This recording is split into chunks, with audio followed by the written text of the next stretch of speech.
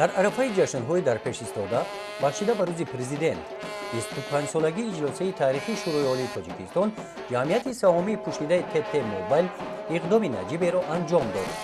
дар маркази ноҳияи Восе дар маҳаллае ба номи Абдувалӣ Мирзоев толори фирмавии ширкати Мегафон Тоҷикистон дар вазъияти тантанавӣ кушода шуд. рӯзи 11 ноябр дар маросими расман кушодашавии толори фирмавии ширкати Мегафон Тоҷикистон дар ноҳияи Восе намояндагони мақомоти иҷроияи ҳокимияти давлатии ноҳияи Восе, меҳмонону муштариён доир гардид.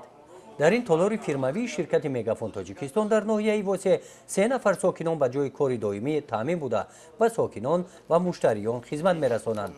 дар толори фирмавии ширкати Мегафон Тоҷикистон фурӯши симкортҳо, пайваст намудани хизматрасонӣ ба интернет ба роҳ монда шудааст.